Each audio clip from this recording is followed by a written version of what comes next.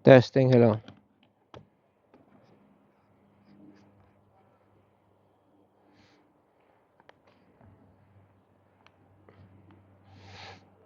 Shout out kay MA, hindi ko mabigkas yung pangalan niya. Ay, yung YouTube channel niya. Nag-ano siya, tinatanong niya kung pwede daw mag-apply. Mag-apply ng ano, kasi trabaho ko sa construction. So, pwede construction sa ano ka ba? Ano man linya mo? Sa construction,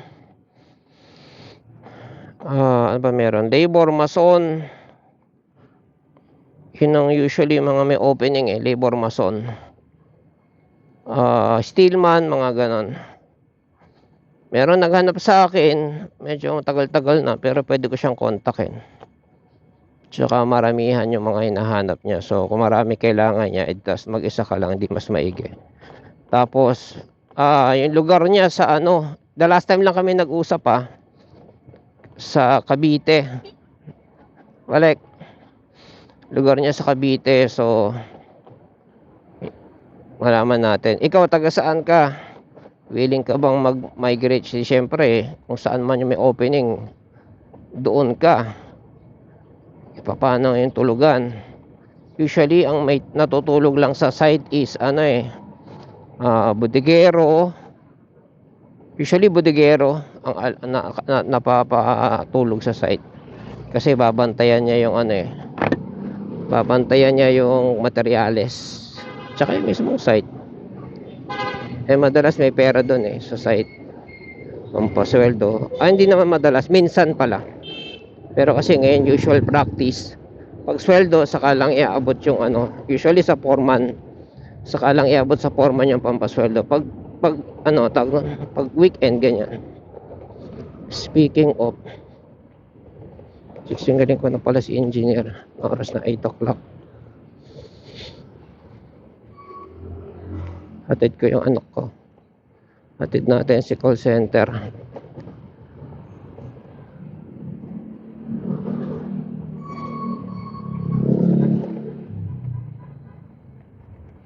So yan, pakiklaro yung nagtanong kung pwede mag-apply. Location mo, anong skill mo, ganyan.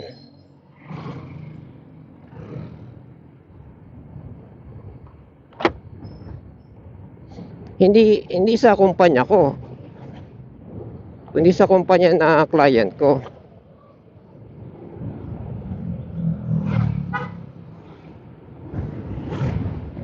Pwede sa utol ko kung may opening, sa kanya naman driver, pahinante, ganun.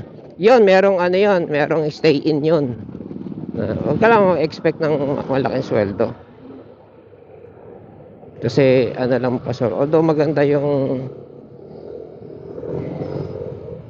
stability ng trabaho, hindi ka makaka-expect ng malaking sweldo. Yung lang, sakto lang. Siya ako dati nung nag-driver ako sa kanya, that was pre-pandemic, 450 sweldo, 400 sweldo ko as driver. Pre-pandemic yan. Tapos may food allowance naman yan. Tapos yun nga, may kwarto ako sarili. Siyempre, kapatid ako na may-ari. May kwarto ako sarili, lapit-lapit ng bahay ko. Antipolo, sumulong Antipolo. Tapos yung site, yung Cubao. Tapos may sarili akong kwarto doon sa Cubao, di ba? Para nga naman wala nang uwian. Pag weekend lang. Ganun. Yan, kung sa akin mismo, hindi trabaho mabibigay ko sa'yo. Pwede commission basis. Ikaw taga-post ko ng presyo ng mga deliveries ko ng materyales sa mga group. Magme-member ka sa mga group, ganyan. Uupuan mo yon, mag-a-addict ka sa cellphone, magme-member ka sa mga group, post ka sa mga page, ganyan. Ipopromote mo yung gravel and sand, ganyan. Once na meron tayong na-close, kailangan kaya nga commission basis. Once na may na-close tayo na ano mo, na post mo, o doon kita ko-commissionan. Pwede kitang bigyan ng per close, let's say 500. Ang laki nun, o 300, per close. Sabihin, umorder, ganyan. Tapos pwede pang bonus, mga repeat order. O syempre, di ba? Para ganahan ka. Kaya ginagawa ng pamangking ko, post lang siya ng post. Ganda ng ano niya, buhay niya ngayon. Nag-a-addict lang siya. Actually, hindi naman siya araw-araw nagpo-post eh. Nakikita ko lang siya nag-post, nag-ano sa notification sa akin. Tapos nila-like ko, ina-up ko, ganyan. Siyempre, pamangking ko yun. Tsaka iba naman yung mga binibenta niya, mga scaffolding naman siya. Yun, kung gusto mo magtrabaho para sa akin yun, bibigay kasi yung hindi siya trabaho eh. Ang trabaho kasi merong sweldo, di ba? Commission basis tayo. Kung magsisipag ka, tapos parang ikaw yung admin ng gagawin kong admin ng Marimart. Ganon.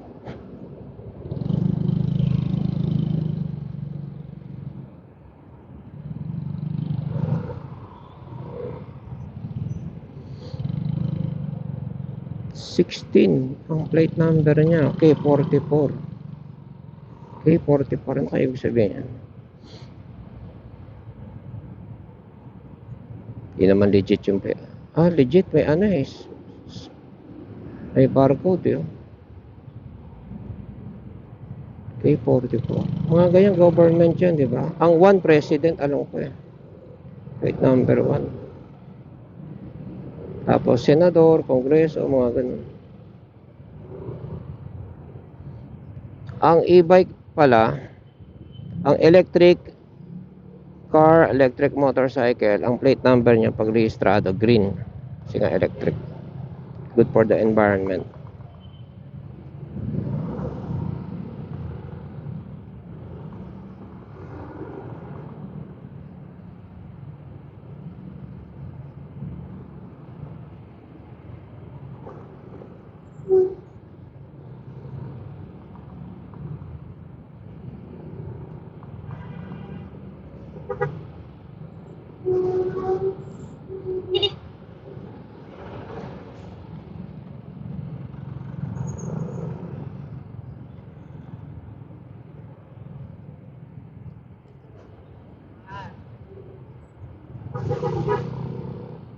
Gawin natin yung pinagbabawal na technique.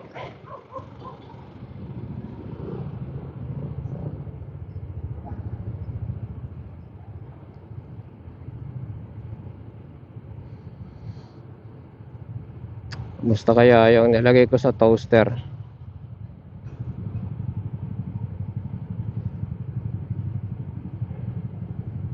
Umalis kami 7, mag-iisang oras na. What the fuck?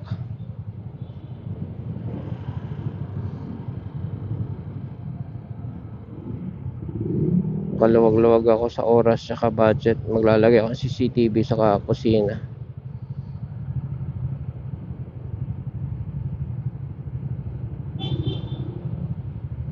Naglolo ko kasi yung timer ng actually sira na yun dati. Ngayon lang minsan intermittent tatakbo, minsan hindi tatakbo.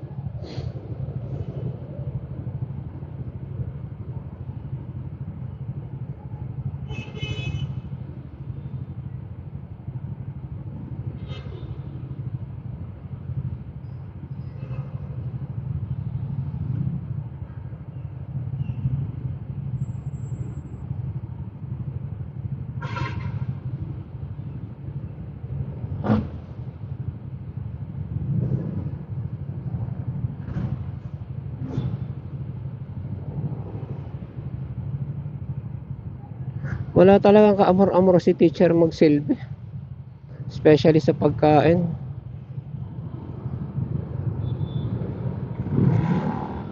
Sinilbihan niya ako ng tinapay na galing sa rep. Sabi ko, initin mo man lang sa toaster. So alam ko naman na hindi niya susundin, so ako na nag-init. Nga lang Bigla siyang nag-helmet. Pag yun nag-helmet at nagbukas ng gate, natataranta ka, baka lumabas yung aso. Eh, helmet na rin ako. Nawala na sa isip ko yung ano. Hindi ko nga naubos yung Milo ko eh.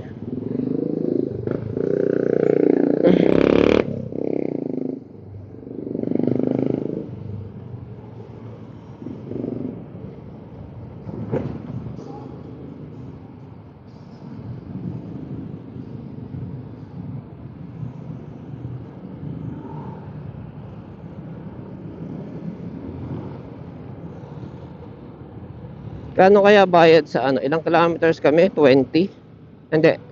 O tama, 20. Kulang 20 kilometers mula bahay. Kapag sa Move It kaya, magkano yung ganon? Pag sumakay siya ng motor Move It. Araw-araw, papunta pabalik. Good luck.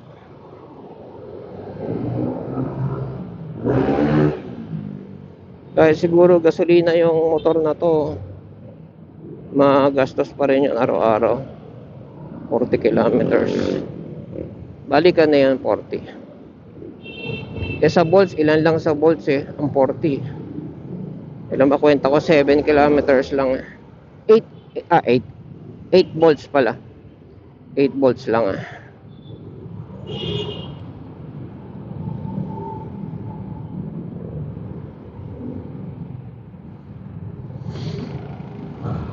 8 volts. Yan, masama yun.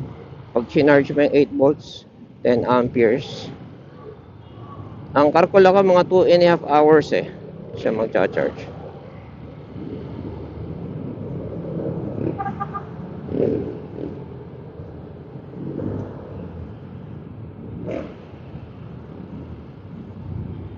According sa mga theory, 70 pesos ang full charge. Kapag from Lobat, hindi naman Lobat yun, kalahati lang. So, wala pang, sabihin mo ng 50 pesos. 100, balikan maghapon. Yan, masama, no? Kasi hatid sundo na yan, 100 lang. Dalawa pa kami nun, Tipid talaga, electric. Itong electric na to, yung good performance to, hindi yung stock, good performance na to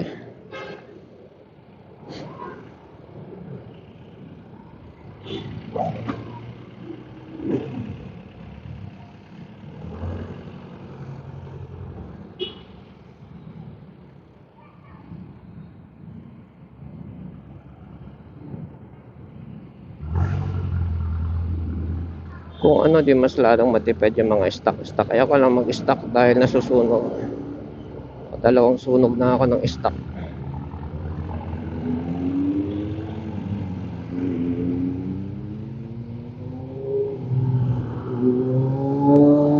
Yan big bike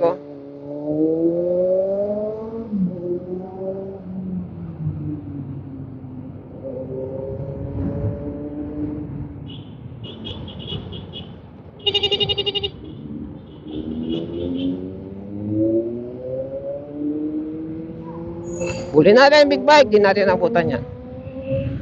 Woo! Huli natin. Joke!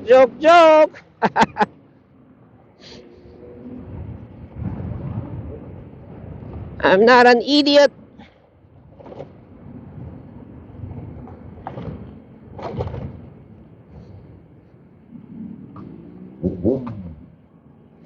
Ano yan? Tumutunog na yan. Okay. Pag may sasakyan ka, nagmamotor ka, be mindful yung mga tumutunog, kumakalansing, kumakaskas. Kasi you'll never know, baka yung maluwag na tornilyo, sumasayad na yung etc.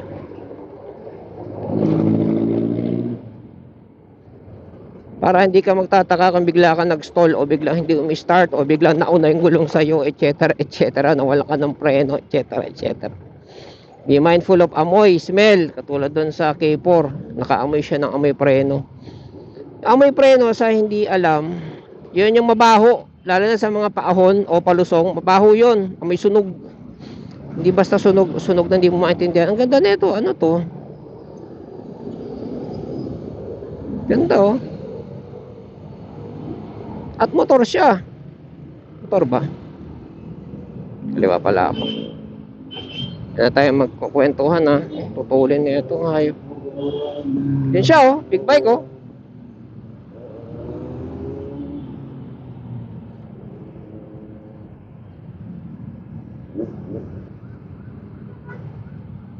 Saan na siya?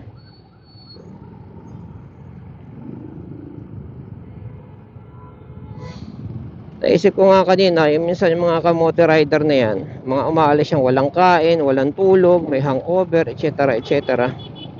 Kailangan kondisyon ka pag magdadrive ka. Kaya kanina, inaaway ko si teacher. Gusto niya umalis na, pag uwi na lang daw kumain. Sabi ko, hindi. Gawin mo kahit Milo man lang. Hindi na ako naligo eh.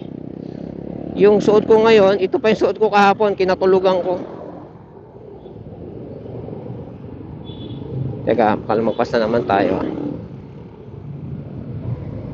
Doon ako sa sopa nakatulog. Nanood akong Twister, di ko naman tinapos. Ganda yung Twister sa cable. Yung ano eh, old school na Twister. Kalmapas na naman tayo Kanan tayong Commonwealth. Kaya no, another big bike oh. Tayong big bike dito Kalayaan. Okay, diretso pa.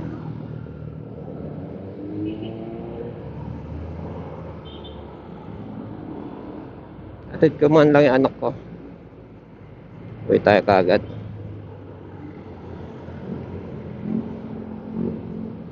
Maharlika, okay. So dyan kami lumalabas, okay.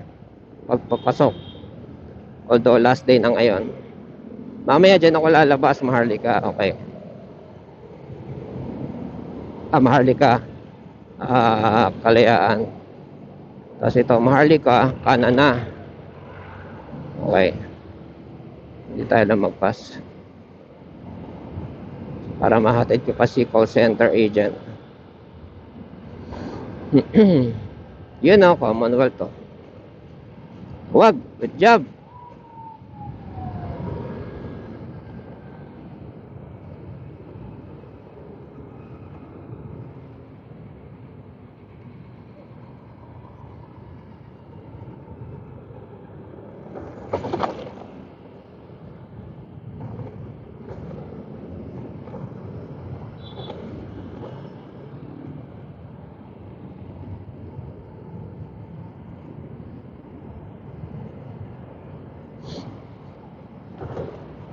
Kapag sa video, ang likot ng ulo ko pag nalagay ko kasi sa chest, tapos may nilingon ako na importante, halimbawa may nangausap sa akin, hindi nyo kita. That is kung gusto nyo makita it will not make sense may kausap ko, hindi nyo kita, di ba? Kaya the best na talaga yung the best na yung helmet mount.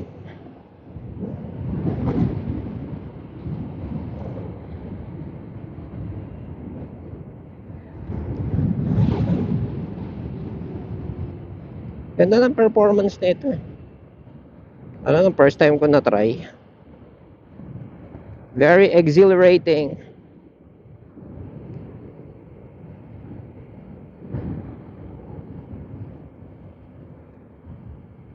Ito na ba yan? Ito na nga, meron dragon fruit. Na 250 ang kilo. 250 kilo for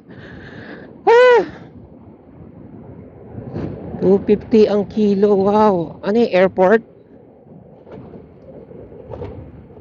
Papawaw ka talaga. 100 sa Marikina, 60 pesos sa nasaan ba kami nun? Sa Quirino. Siyempre mura talaga doon. 250 ang kilo. Di bibili na lang pala ako sa Marikina. Diyan ako magtitinda. Meron akong 150 per kilo na tubo. Diba?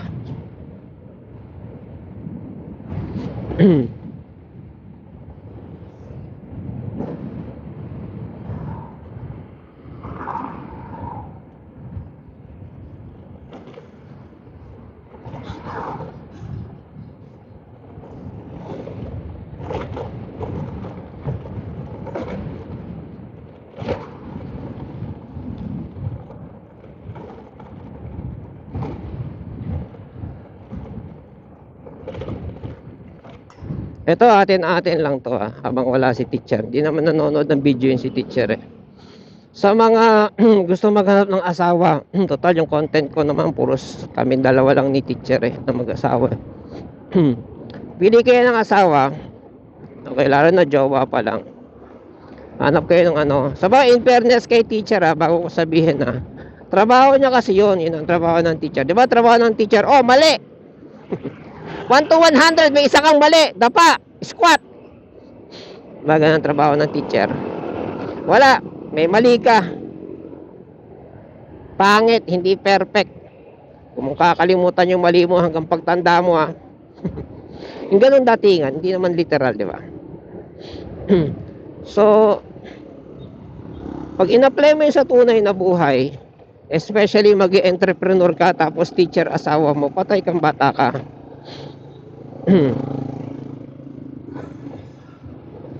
Kasi bigyan kita ng example pag mag-entrepreneur ka, especially yung papasukin mong negosyo, yung first time, pag-aaralan mo, hindi mo nakikita, magpapatunay ka muna, napakahirap ng ganun. Tapos ang asawa mo ganun, at least si teacher, meron siyang hanap buhay. Pag pumalpak ka bilang lalaki, tapos depende siguro kung may anak na kayo, wala pa, o may bayarin na kayo, wala pa. Merong tagasalo sa gastusin. Kasi kami pag ganun, utang 'yon.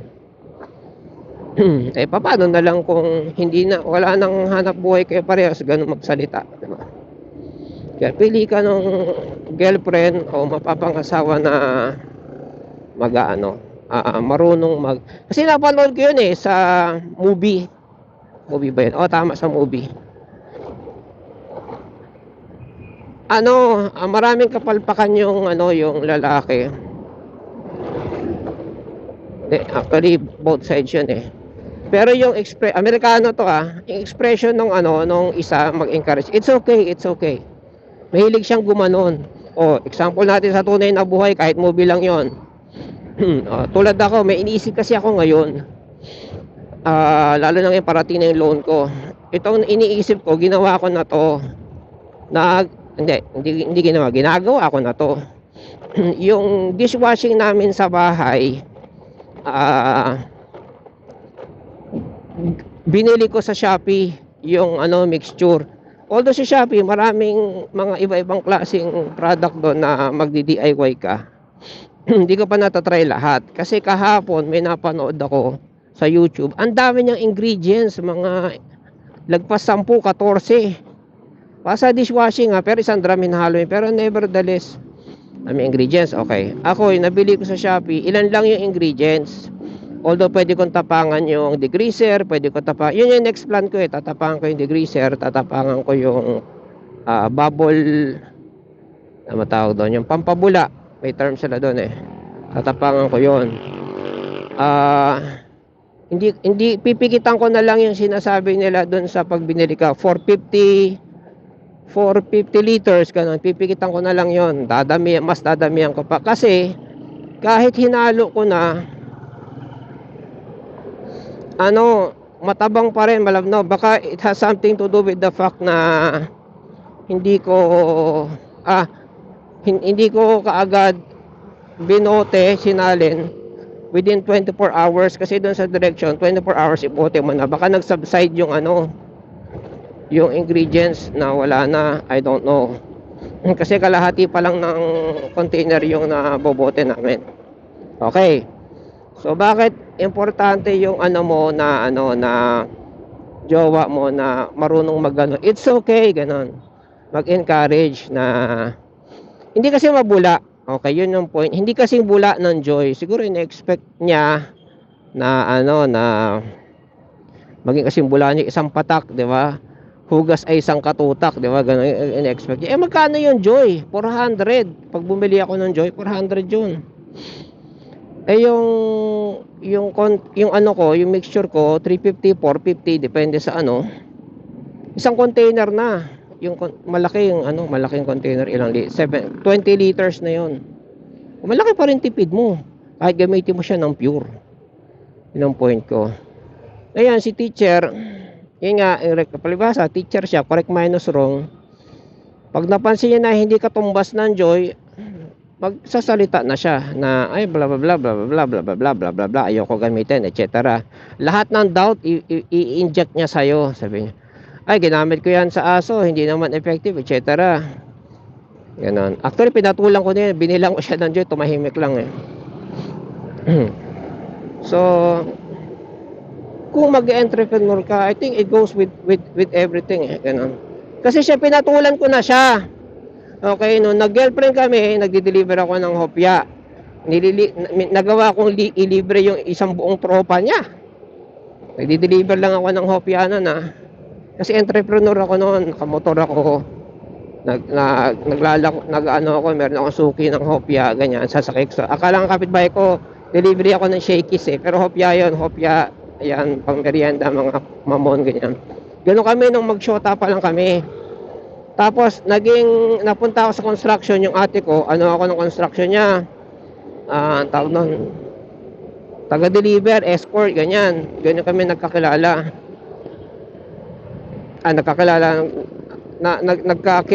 Nagbalikan ulit, ganyan. So, nasa business world talaga ako. Ngayon, nag-asawa kami, ang lagi niya sinasabi, magtrabaho, especially meron ako may mga downside kasi sa business eh. Hindi sa lahat ng oras malakas. Ganon. Kaya natutunan ko yun sa utol ko na kapag malakas, tatabi ka. Kasi pag tag-ulan, pag rainy season sa construction, minsan kasi humihina pag tag-ulan eh. Rainy season o tag-hina o may hindi nagbayad, etc. May panapal ka sa pampagulong mo. Ganon. Eh hindi kasi ganon yung education system. Except na lang kung education system mo is entrepreneurship ah. Pero sa lahat ng education system, 9 out of 10 yan na ang tuturo sa iyo maging mabuti kang empleyado, wag ka malilate na empleyado, wag ka sasagot sa boss mo bilang empleyado, puro empleyado para magtagal ka sa pagiging empleyado, ganon. Oh. Kaya sinunod ko siya, sabi ko sige, patulan ko to para lang hindi ako mabuhay ng ginagano niya araw-araw. Ba't kasi nagnegosyo ka pa, bla bla bla bla bla bla. Pinatulong ko siya, kaya ang tagal ko naging call center agent. Pinatulong ko siya eh. Actually, nagsimula nga ako as driver sa utol ko eh. Dahil sabi niya, basta may trabaho, sabi niya ganyan. Pero, sa gitna ng lahat, tumatanda na ako. Ilang taon na ako ngayon. Tumanda na ako bigang empleyado. So call center, 10 taon na ako sa call center. Hindi ako fulfilled. Kasi ginawa ko 'yon dahil sabi niya, yung mabigat tumayo sa umaga, pinipilit mo lang